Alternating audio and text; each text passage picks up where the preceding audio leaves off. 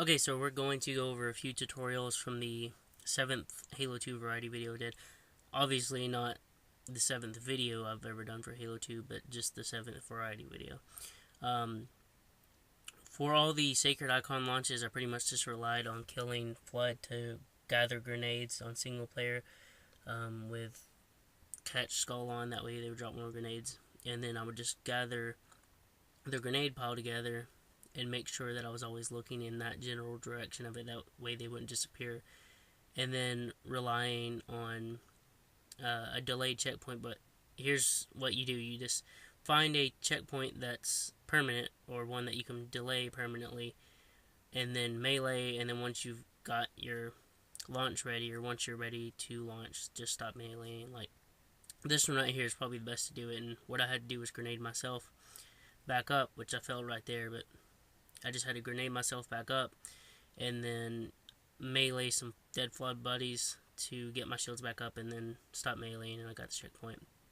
As for launching from the bottom of the shaft with a grenade pile, that one's a little bit more tricky. You have to get some flood to jump off, and then also there's usually 2, sometimes 3 flood already down there waiting for you, and sometimes there's just dead flood bodies there, and I don't know, it seems different every time I get there. Like, it just depends, but it only took around 6 or 7 grenades from my memory to make it up there. But frag grenades are obviously more powerful, so it's you get more height with those. This trick right here, a long time ago I did it, and I thought that it was debouncing. I thought I was tricking the game into letting me do that debounce thing where you fall through the ground.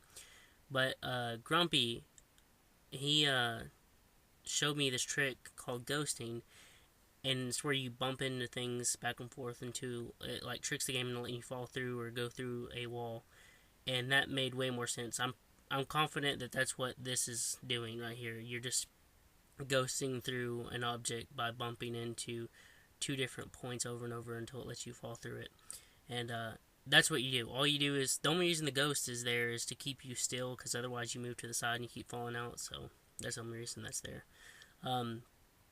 As for the tank launching trick, which was honestly the hardest trick, it's like the simplest trick to do out of all these.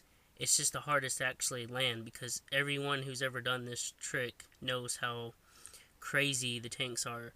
So actually narrowing down a method to consistently get it to go toward the wall was freaking ridiculous, man.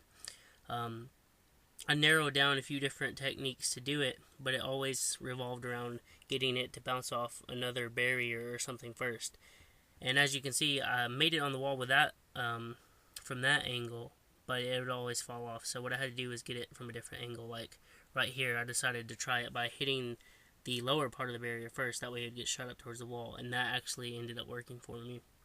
And unfortunately, though it went up there alive and wasn't exploded, as you can see, the turret's still attached whenever it's launching up there. You can see it moving because it moves slower when the turret's there. But whenever I got up there, the turret was gone, like it exploded. So that sucks. But oh well, that's how you do all that stuff. So